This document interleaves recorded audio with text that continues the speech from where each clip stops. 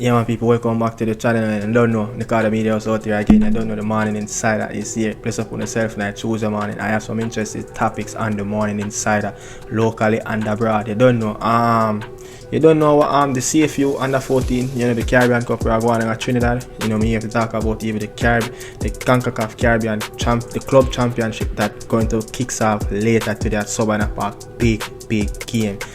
Cavalier versus Mount Pleasant, rematch of the Jamaican Premier League final. And saved by Bartlett! And he scores all the composure. McCullough from 12 yards scores. It's now in his hands and his destiny! And he's done it!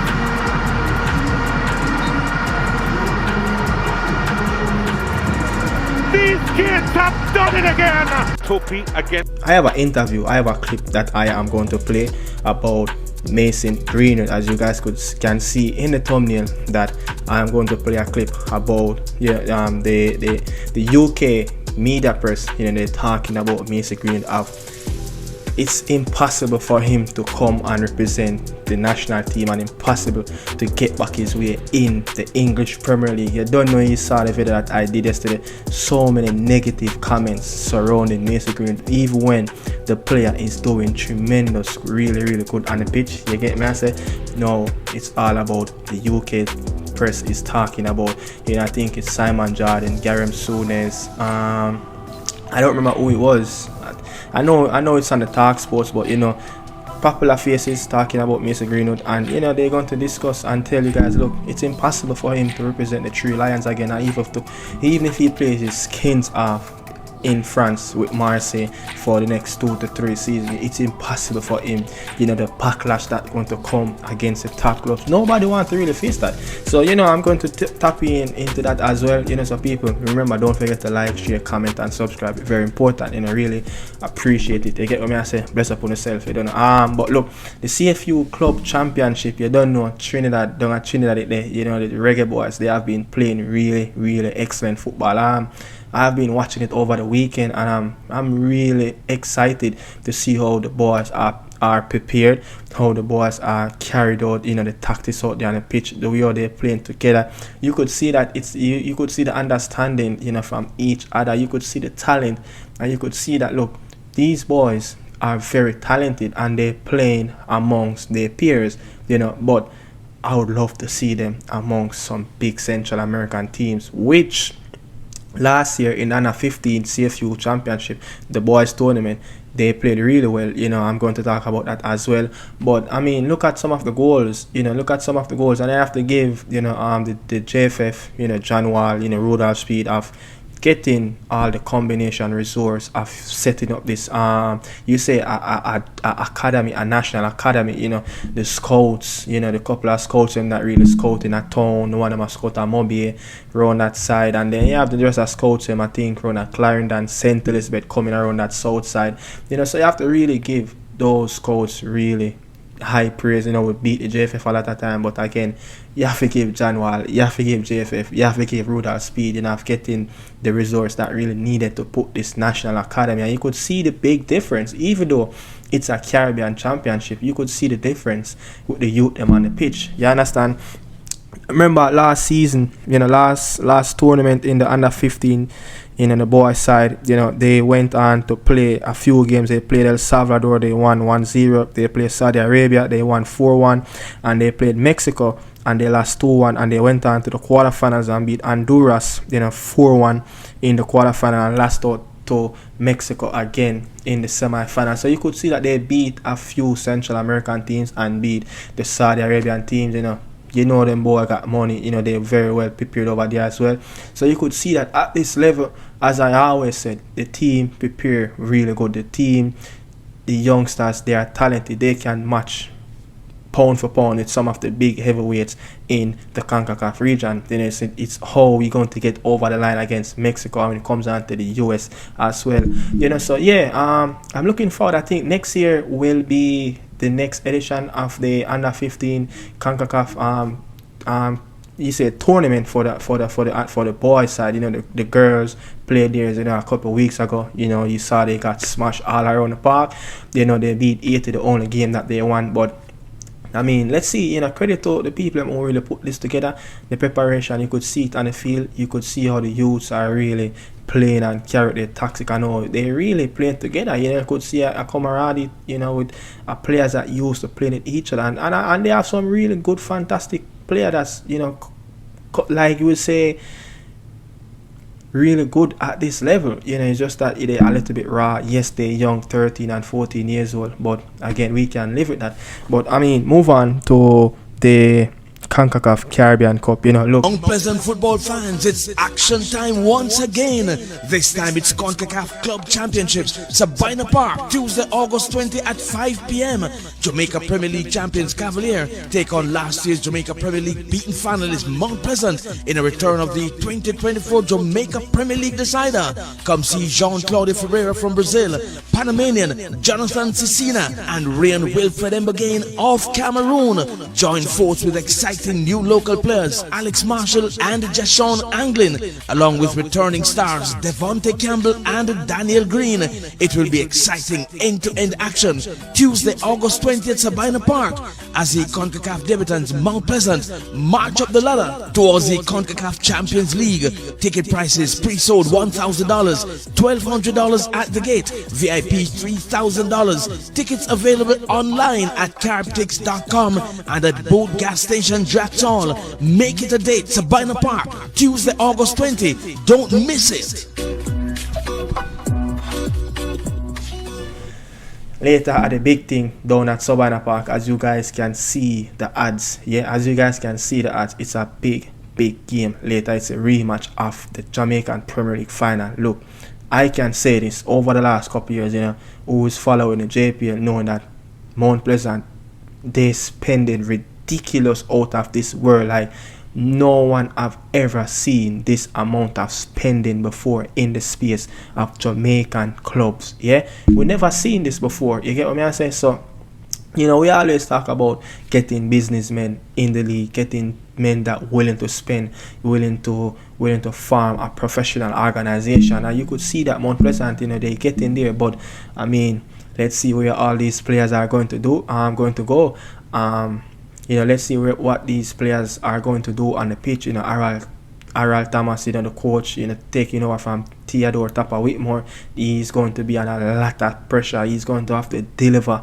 He's going to have to win this Caribbean, you know, club championship. And you know, last year finalist Robin Hood, they get over 30 million, you know, Jamaican dollar. Yeah, over 200,000 US dollars. So more likely the purse money will step up a little bit more. So guess what? Mount Pleasant eyes is all on the prize. Yeah, guys, guess what? All those big transfer that they're spending, especially I heard those massive fees on Alex Marshall. Yeah, they need back those money, so they will come in with blood in them eye, revenge for Cavalier. And the group that they're in with Real Hope, you know, Police, the three Jamaican club, Arnett Garden and Cavaliers and Mount Pleasant, it's only two teams that will advance to the next stage. So, you know, one of the JPL teams will eliminate from the first one. I know for sure it won't be Arnett Garden. You know, that's my team. You know, I have to be cheering on my team. Hopefully, you know, Xavier Gilbert, you know, they won the club shield. They can prepare, you know. I think I saw an article in the newspaper that he was talking about, you know, it's very important not to get the boys burn out before the start of the season. Like, you know what, Arborview, Dumble Holding, Cavalier have experienced in the past, you know, but Arnett Garden is Arnett Garden. You expect to win whatever tournament you're playing in. You know, I'm just expecting, you know, Xavier Gilbert to go into that tournament as well and, you know, to do his best. Yes, Arnett Garden is not the strongest over the last couple of years, but they have a team, they have a set of youngsters that's playing together for the last 2 to 3 years now, so they have that understanding and that willingness and the commitment to fight for the community. Yeah, that's very important when you're playing for Arnett Garden.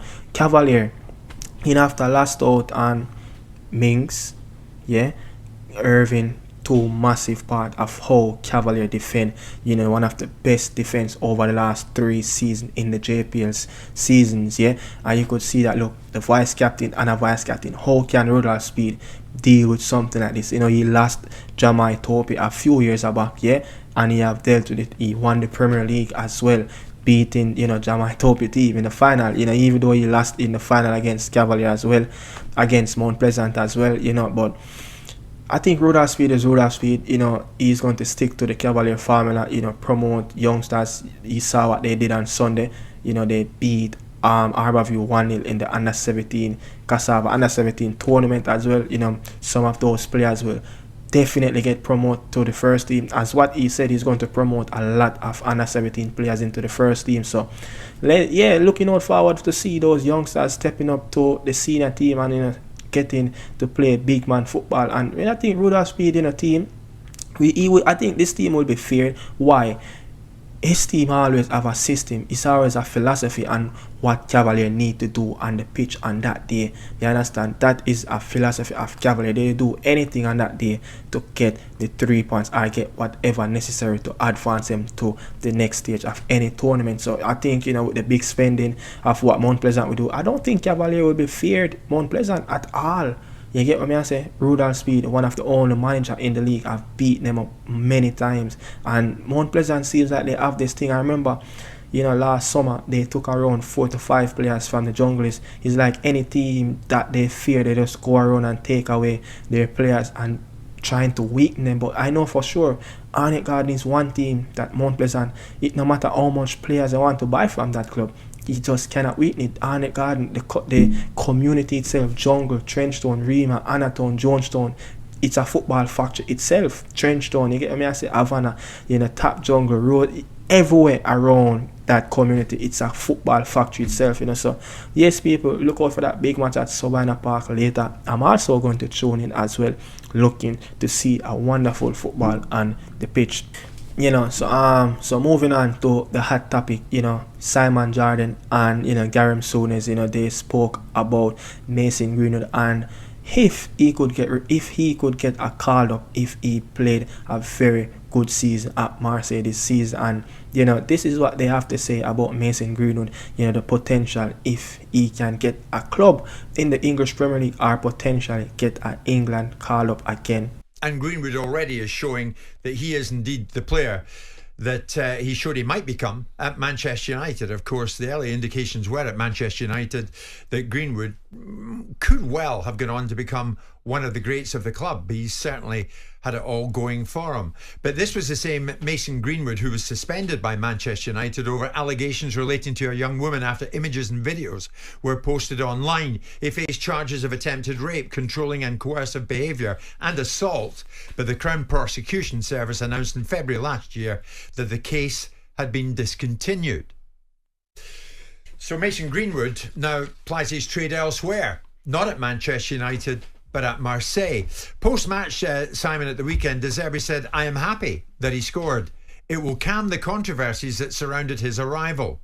Mason Greenwood is a player different from the others. He has an extraordinary level." So De Zerbi is obviously hoping for big things from Greenwood. Well, hence the reason why I signed him, I suspect. Do you think the football field is a ground for redemption? Do you think he can find the redemption that maybe he still seeks? Well, there's a lot of background noise to this story, because the mayor of that city came out and announced that he didn't want this player plying his trade at Marseille. Ironically, in the crime capital of France. So he'd be better off, I suspect, perhaps dealing with the crime statistics in a town that's already beset by crime. This is a very challenging and difficult situation. No, I don't necessarily think certain offences allow you to be redeemed on any sports field. We discussed the awfulness of the situation surrounding the Olympic scenario with the volleyball player and what he was found guilty of. So I'm in this camp. The challenge with the Mason Greenwood situation, I'm a father of a young daughter. I also have a partner who's been the victim of domestic abuse, significant domestic abuse, not at my hands, but in her young life with her family. So I don't take these things lightly, because I know that there will be a selection of the public that see Mason Greenwood in a certain way. But no one was allowed to talk about certain things with Mason Greenwood that were clear and present, because it was sub judice. The situation is very different. I'm not entirely sure we all heard the tapes, we all saw what we saw. And so there is a very clear perspective in people's minds. But situation, so it's a very nuanced and very different perspective. So as far as I'm concerned, the CPS dropped a case. So he's not guilty of anything. The CPS dropped the case because what I understand is the witness no longer wished to proceed with their evidence. The same witness that I now... The key witness withdrew. Yeah, same key witness who I now believe is now abused. I'm sure there'll be domestic abuse campaigners saying, hang on a second, it happens all the time. But to go to your question, it's a lot more nuanced than we were allowed to see. I think Mason Greenwood has committed an act of ridiculous self-harm to himself, potentially may well have been guilty of the coercive behaviour that he was alleged, but the CPS have dropped it. So with that in mind... We'll never know. We'll never know. So with that in mind, he has the right to ply his trade. And so that makes it a very difficult perspective. But when you're guilty of something and you're charged with it, it's the end of the conversation. But is De Zerbi right, though, Simon, when he uses the words he used? It will calm the controversies that surrounded his arrival. No, because that would suggest that people's observations about the fact that football, if you're a good football player, you can get away with anything. That's what he's saying. He's a good player, so that should calm the controversies. The controversies are that people have a perception of Mason Greenwood's behaviour, and that behaviour is socially unacceptable. And some of it was, by the way, prima facie, without knowing all the details, because we only saw what we saw. Then as a good footballer, that gets rid of that. No, it doesn't. You're still bound by the same obligations to be a part of society in a civilised fashion. So that argument that De Zerbi puts forward is the age-old traditional format of, well, as long as he plays well on Saturday, it doesn't matter what he does elsewhere. Recently, in an interview with L'Equipe, the French sports newspaper, De Zerbi said, I told them that when a player becomes my player, I'm the first to pin him to the wall when he makes a mistake. But towards the outside world, I will always defend him as I would defend my son. Yeah, I get that logic, and I think that's a fair logic because you want to be... But sometimes you can't defend the indefensible. There is a limit to that. But the case was discontinued. I know that. But if we're talking about... He's talking about ad infinitum. If you're talking about the specific subject matter, then he doesn't have to defend him, because ultimately that case has not been prosecuted. That's right. If you're talking about something else, I mean, there is a limit to defending people. I do like the sentiment of, in public, bang, you support your guy. In private, you deal with him, so that you never have to support him again. You never have to go through that again. He gets told once. And obviously not to the circumstances that Mason Greenwood found himself in. For me, as an observer of football, I think that boy, and again, I'm not trying to contradict myself by saying that his abilities supersede his obligations to behave properly, was a remarkable talent, and a talent that's put himself in a way now of the wrong headlines for the wrong reasons, and possibly will be lost at the highest level, because I don't see how he's ever going to play for England again. He can't come back here and he can't play for England. Yeah. But there is a price to pay, and I mean, there were accusations that never got to court, so therefore he can get back playing football, but he'll never be accepted in this country. And he is, by the way, a proper player. He's a super finisher. And if he hadn't been accused of these things, he would have been in Man United's team. Look at the irony of the world, though, Jim. We've got a convicted rapist in Mike Tyson that people lionize, that build up as a hero, that go down as one of the greatest heavyweight champions of the world. Yeah, we've got a young boy that did something ridiculously stupid, and now he's not guilty of anything. He's done on a global level as an endorsable product.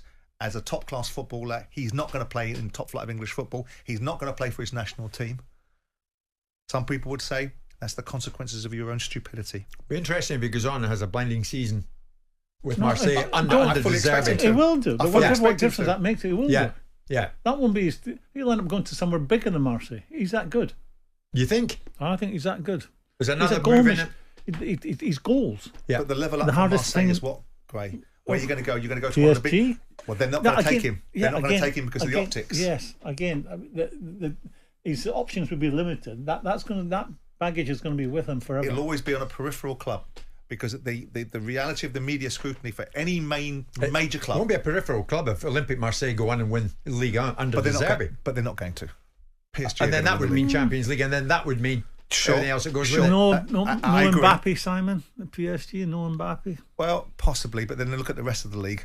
I mean, you've got teams at the PSG have got £500 million turnovers, and teams at the bottom of League One and Liga have got £30 million turnover. The upshot is 2 goals and a 5-1 away win for Marseille at the weekend, and 2 from Mason Greenwood. It is now 12:30.